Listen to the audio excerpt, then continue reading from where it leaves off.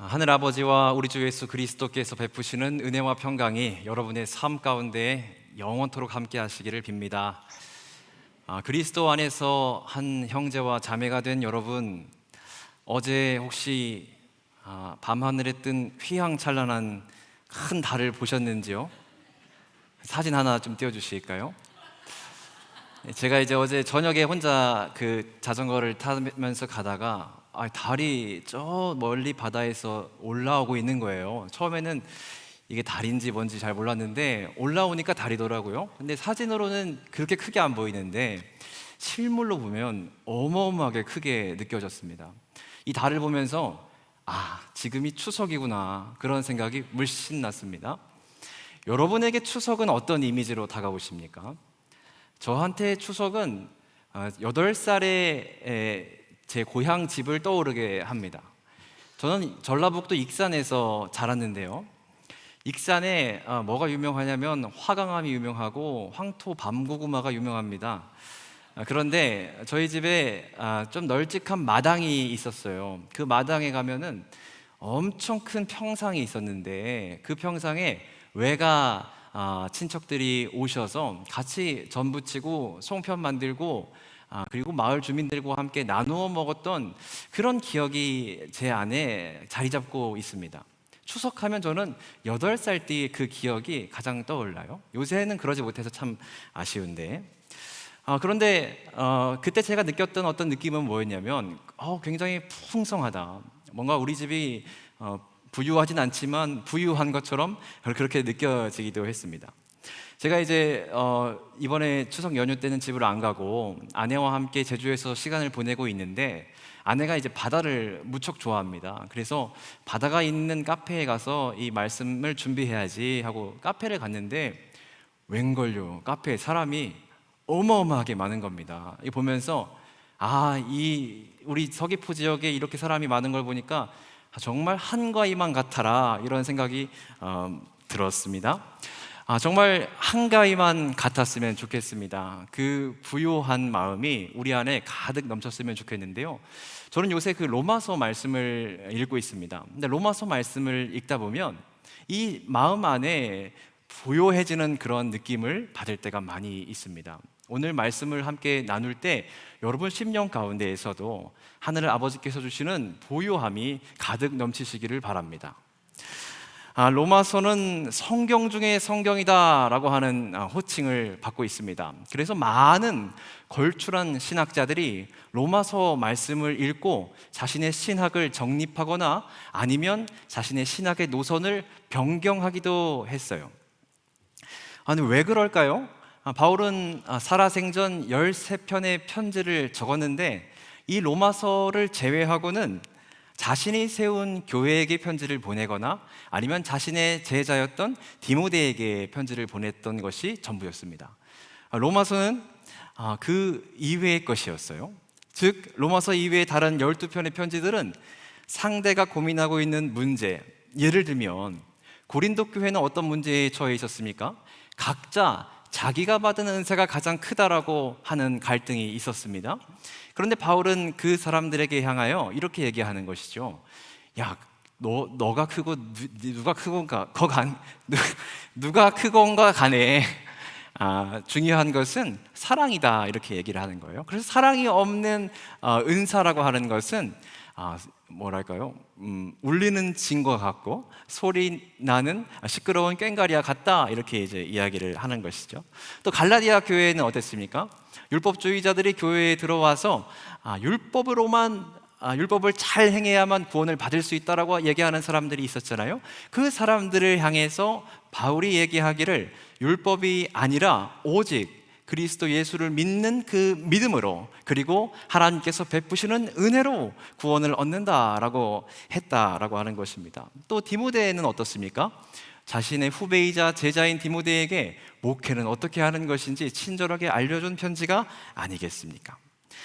이 편지들에는 바울이 복음이 무엇인지, 예수 그리스도가 누구인지에 대해서는 구체적으로 설명할 필요가 없었습니다. 왜냐하면 그 교회에 이미 가서 복음에 대해서 충분히 설명을 하고 난 후 편지를 보낸 것이기 때문에 그렇습니다. 그러나 로마서는 달랐습니다. 로마서를 기록할 당시까지만 하더라도 바울은 로마에 가본 적이 없었기 때문입니다. 로마에는 자생적인 그리스도인들이 모여서 교회를 이루고 있었습니다. 그들은 사도들에 의해 양육되지 못한 처지에 놓여 있었습니다. 그래서 바울은 로마에 있는 교인들에게 이렇게 얘기하는 것입니다. 구원이 무엇인지, 복음이 무엇인지, 예수 그리스도가 누구인지를 설명하고자 했었던 것입니다.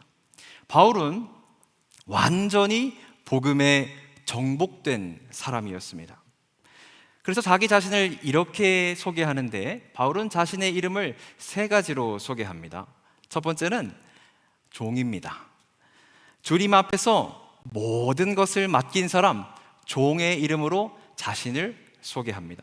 여러분, 종과 주인이 함께 있으면 누가 돋보입니까? 주인이 당연히 돋보이게 되는 것이죠. 그래서 여러분이 바울처럼 복음에 감화된 사람이라면 여러분이 드러나는 것이 아니라 우리 주 예수 그리스도께서 드러나야 하는 것입니다. 두 번째로 바울은 자기 자신을 바울로 소개합니다. 헬라어로는 파울로스라고도 하는데, 여러분, 바울의 본래 이름이 무엇입니까? 사울이죠. 그런데 여러분, 이거 아세요? 사울은 혹시 어느 지파 사람인지 아십니까? 누가 대답하신 것 같은데 베냐민 지파 사람입니다. 여러분, 베냐민 지파 사람 중에 아주 걸출한 사람이 있었으니, 여러분 잘 아십니다. 이스라엘의 초대 왕이었던 사울 왕이었습니다. 그래서 짐작컨대 모름지기 사울의 아버지였던 사람이 우리 아들이 마치 우리 가문에서 걸출한 사람이 되었으면 좋겠다는 바람에 그의 이름을 사울로 짓지 않았을까라고 하는 생각을 해봅니다. 그런데 이 사울의 이름의 뜻을 혹시 아십니까? 이 사울의 이름의 뜻은 요구하다라고 하는 뜻을 가지고 있어요. 그러니까 사울 왕 역시 자신의 인기와 자신의 자리와 권력을 계속해서 요구하지 않았습니까? 그런데 끝날에는 어떻게 됐습니까? 망했죠. 그런데 사울 역시 그의 이름의 뜻대로 계속해서 요구했던 사람이었습니다. 자신의 의로움과 자신의 율법과 성경을 아는 지식과 히브리인 중에 히브리인인 것과 이런 것들을 계속해서 요구하며 살았던 것입니다. 그런데 바울이라고 하는 이름으로 바뀌었을 때, 여러분, 바울의 이름의 어원은 파울로인데 파울로는 포기하다 이런 뜻을 갖고 있습니다. 요구하던 사람에서 포기하는 사람으로 전이가 된 것입니다. 그게 바울의 두 번째 이름입니다. 바울은 뭘 포기했습니까? 자신이 난지 8일 만에 할례를 받았다는 것과 베냐민 지파의 사람이라는 것과 히브리인 중에 히브리인이라고 하는 것과 율법으로서는 바리새인인 것을 포기했습니다. 그래서 빌립보서에 보면 그는 이 모든 것들을 배설물로 여겼다 이렇게 얘기하고 있는 것입니다. 세 번째로 바울은 자신을 사도로 이야기합니다. 여러분, 사도라고 하는 뜻은 이런 걸 갖고 있어요. 보내다라고 하는 뜻을 갖고 있습니다. 무엇을 위해서 세상에 보냅니까? 하나님의 복음을 전하기 위해서 세상에 보내는 것이죠. 여러분, 다시 정리해보면 바울은 자신의 이름을 세 가지로 불렀습니다. 첫 번째 종이고, 두 번째 바울이고, 세 번째 사도입니다. 그런데 이 순서대로 말하자면 주님 앞에서 노예가 되고 스스로 작은 사람이 되어서 주님의 택하심을 받는다라고 한다면 사실 우리 모두 가망 없는 인물들입니다. 그러나 바울의 인생을 살펴보면 하나님께로부터 택정함을 입은 것이 가장 먼저였죠.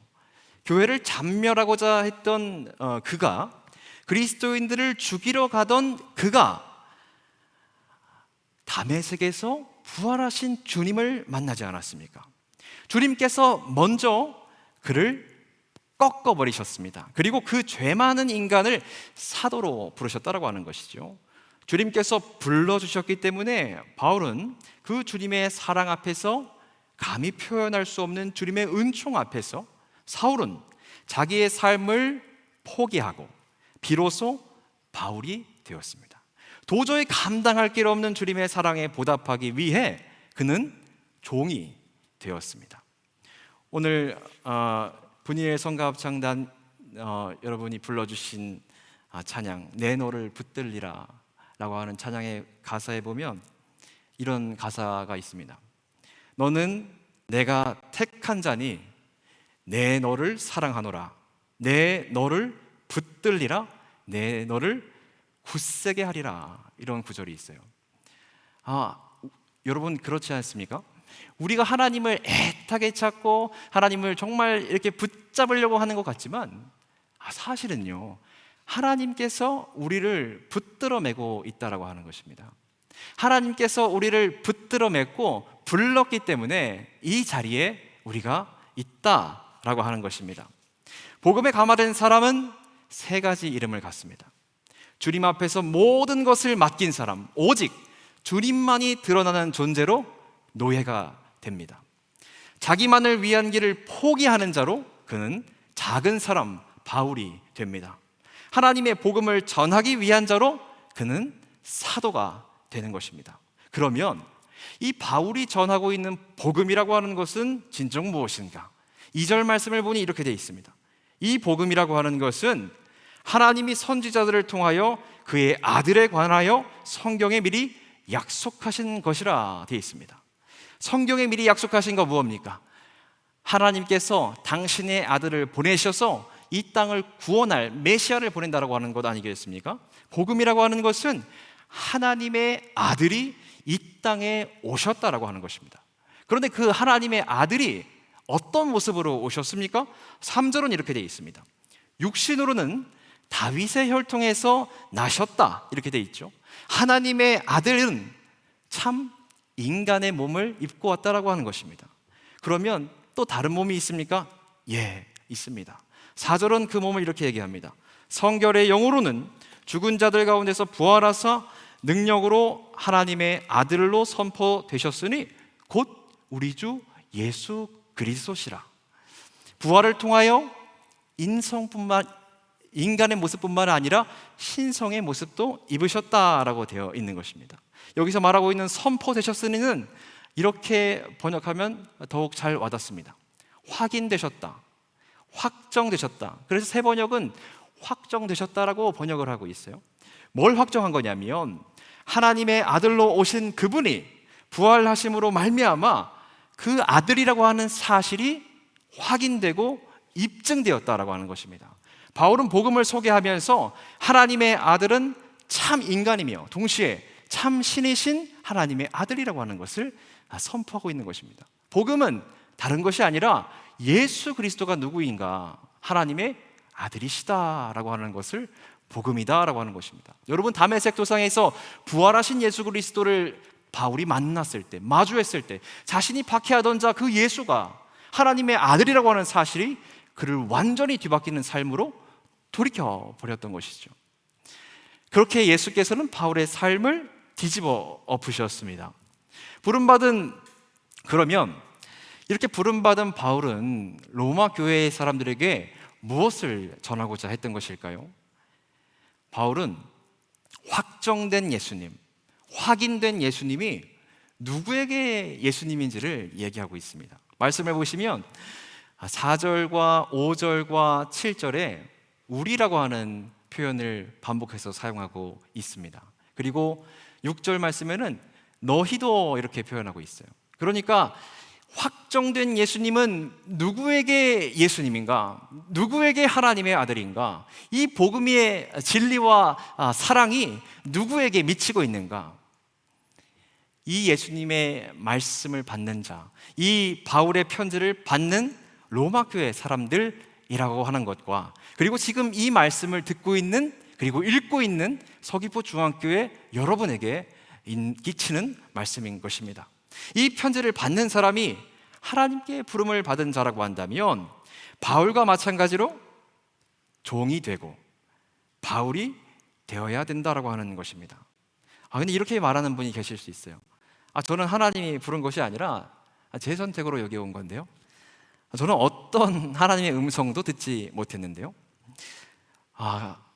아쉽지만 여러분과 제가 여기 있는 것 자체가 하나님께서 부르셨다라고 하는 증거입니다.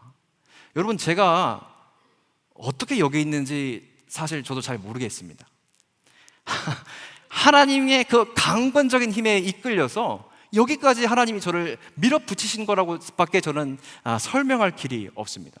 제가 뭔가 이게 하고 싶어서요, 저게 하고 싶어서요, 이런 게 아니라 하나님이 나를 강권하셔서 나를 붙드셔서 여기까지 떠밀고 계신 것 같다라고 하는 생각을 지울 수가 없습니다. 여러분과 제가 지금 이 자리에 있어서 로마서 말씀을 듣고 있는 것, 이 사실 자체가 바로 하나님께서 여러분을 부르셨다라고 하는 증거라고 하는 것입니다. 누군가의 오래 참음과 누군가의 용서와 자연 만물 속에 깃든 하나님의 속삭임으로 우리는 하나님께 부름을 받았습니다. 하나님의 복음을 전하기 위한 증인으로 부름을 받았습니다.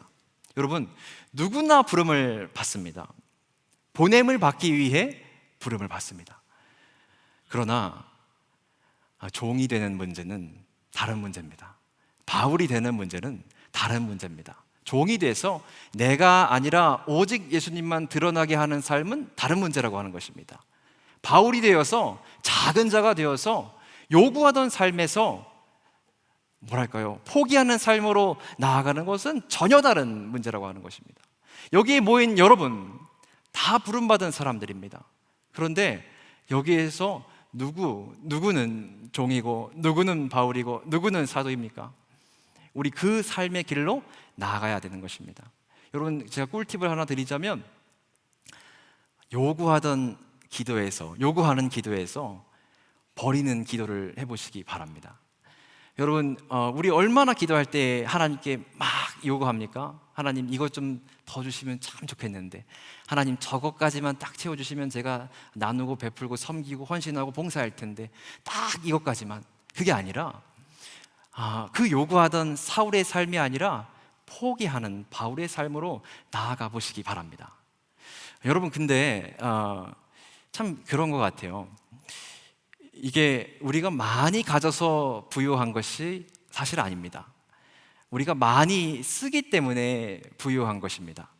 여러분, 가지고 있는 것이 사실 이미 많이 있습니다.